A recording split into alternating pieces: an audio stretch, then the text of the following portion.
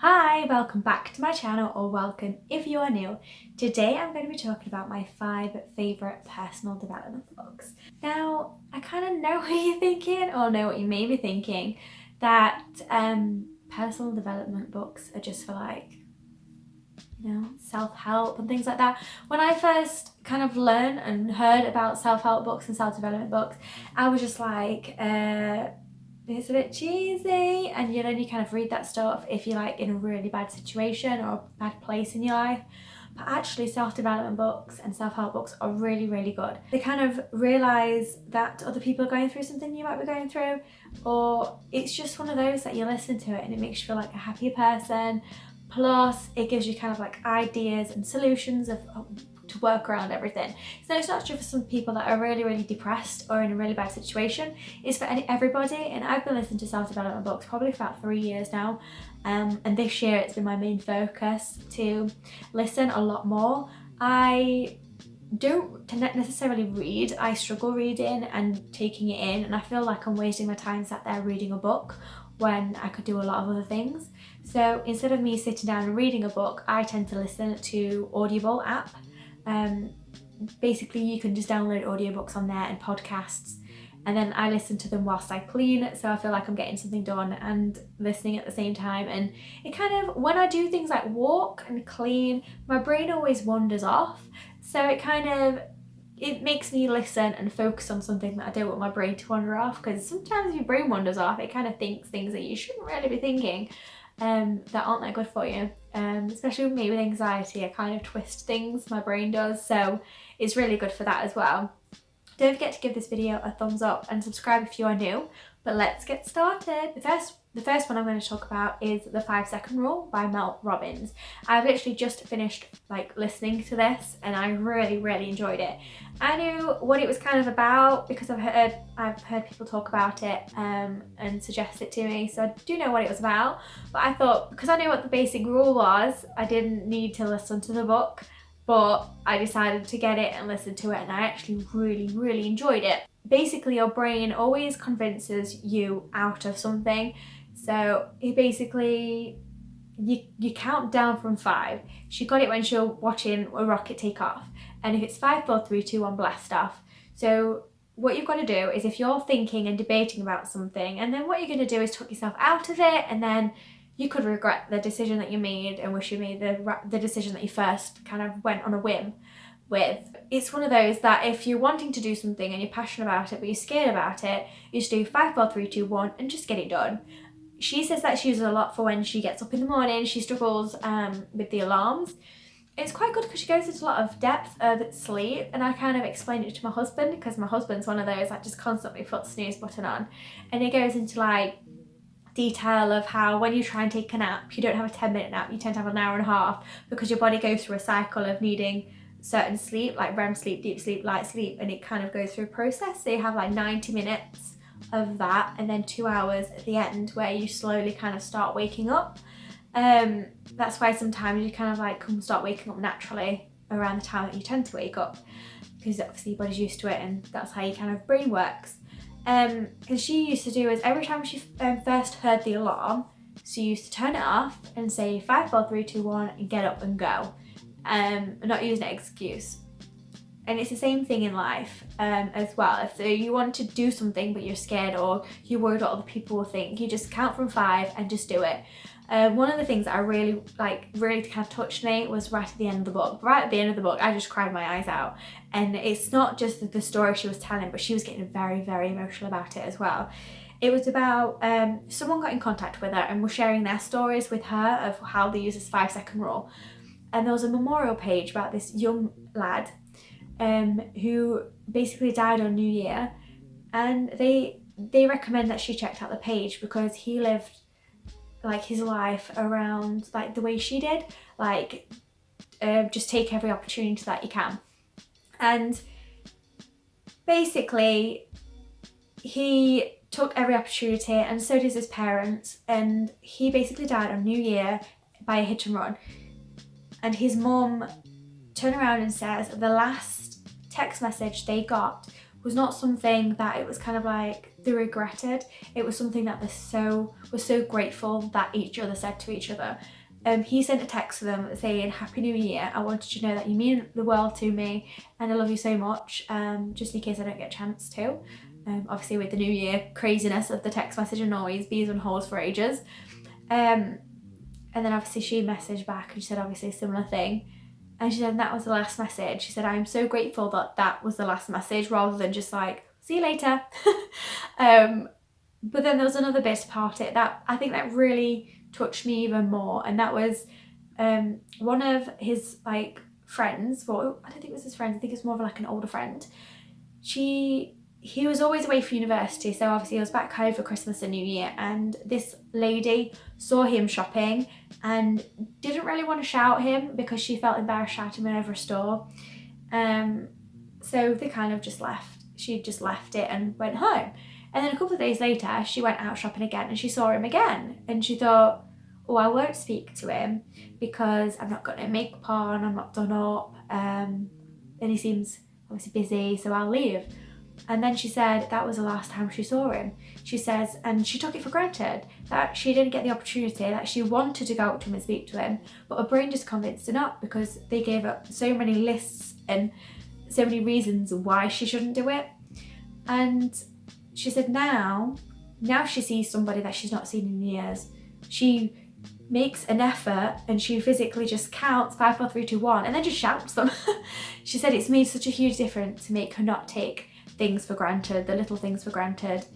And I really kind of like that because I'm one of those people that if I see someone out in public, I'm not being rude by it, but I'm just quite shy to where I don't want to like going, "Hey," across the road.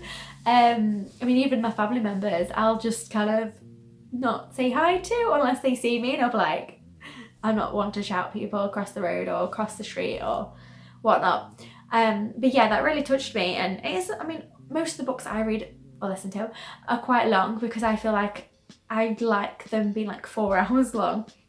But that one was about 7, I think.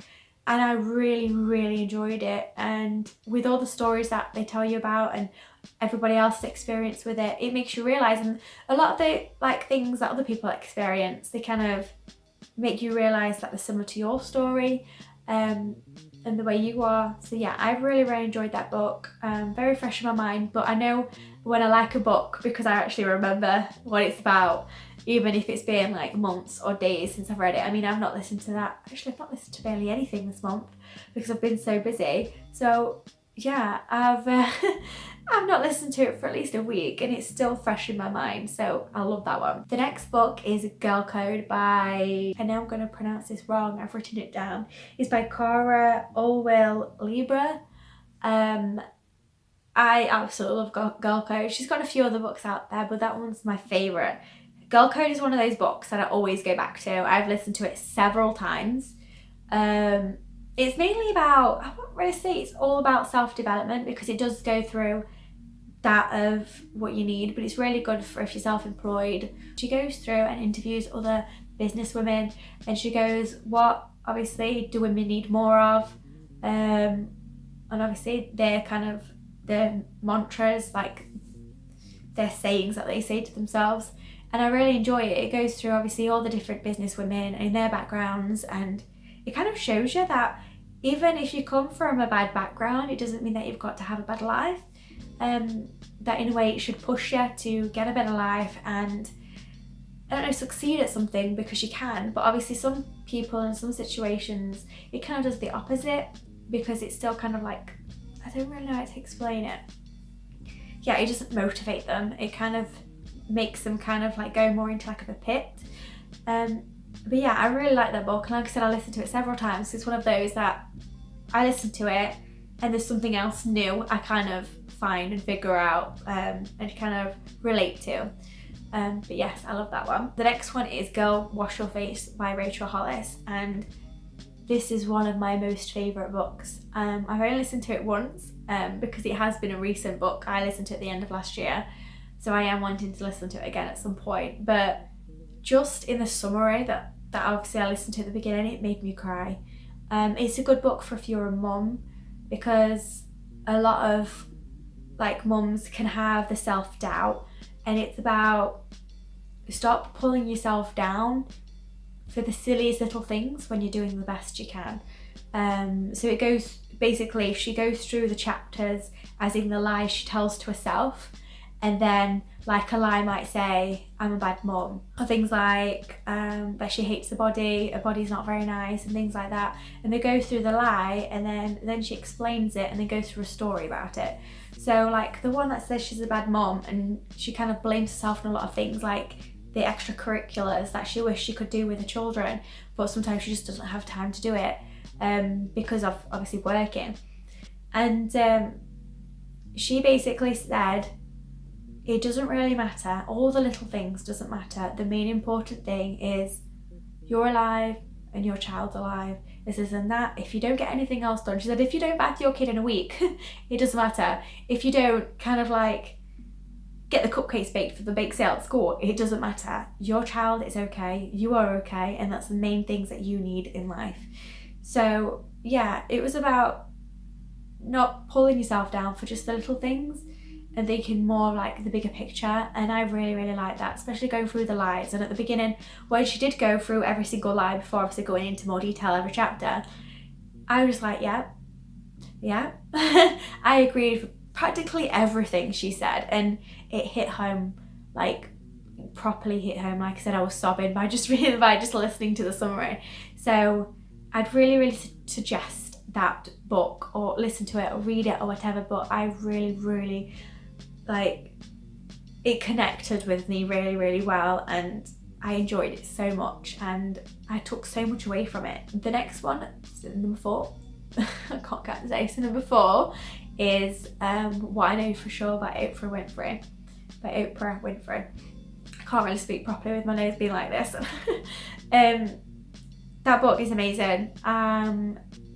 Obviously everybody loves Oprah, she does so much for the world, but it's kind of like some people have a perception on people that quite successful, thinking that because they had a great background that they got successful. But with Oprah, she had quite a bad background. I mean, I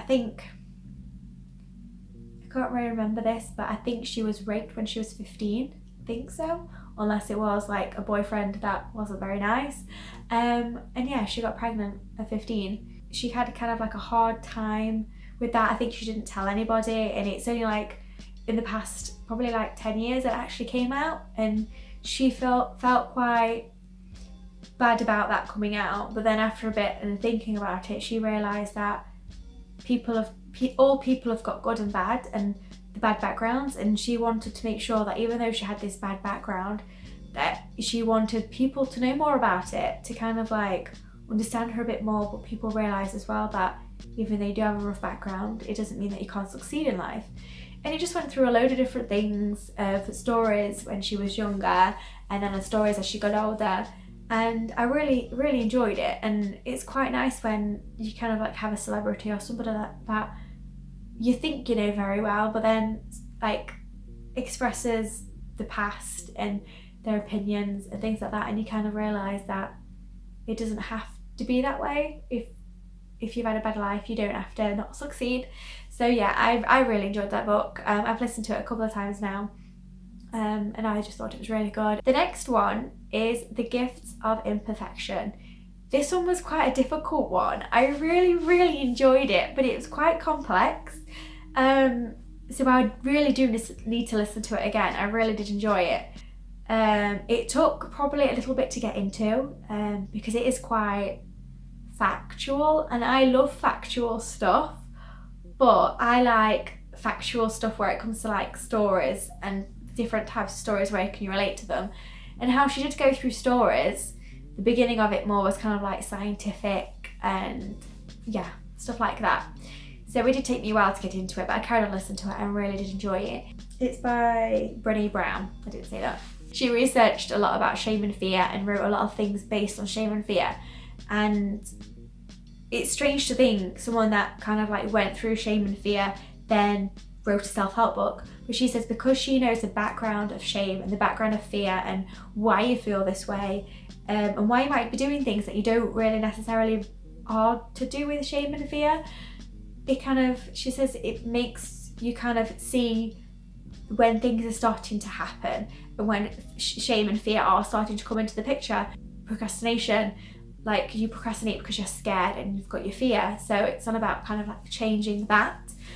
But yeah, I really enjoyed that one. Like I said, it's one of those I'm going to have to read again because I bet I've missed quite a bit.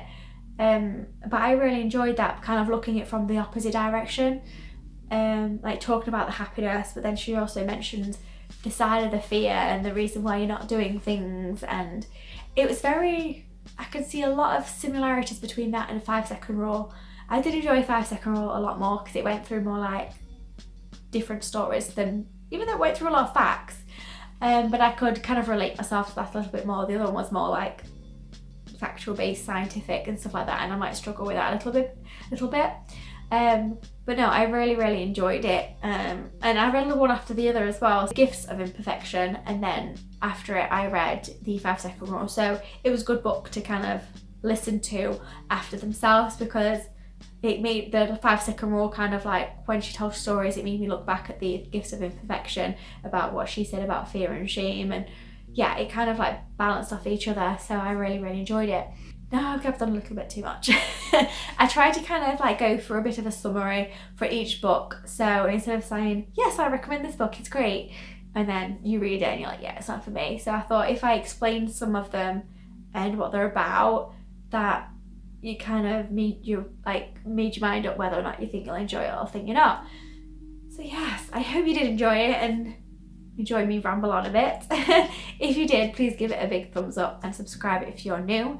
I'm a mum of 2 to Andrew and Eva, who's almost 7 and 4. I upload videos on motherhood, fashion, lifestyle, beauty, cleaning, hauls, everything basically. So if you're interested in watching things like that, please don't forget to subscribe. I also upload on a Monday, Wednesday, Thursday and a Saturday at 7 PM. So don't forget to press that bell so you get notified of that. But I hope you have an amazing rest of the day, and I will see you all soon. Bye!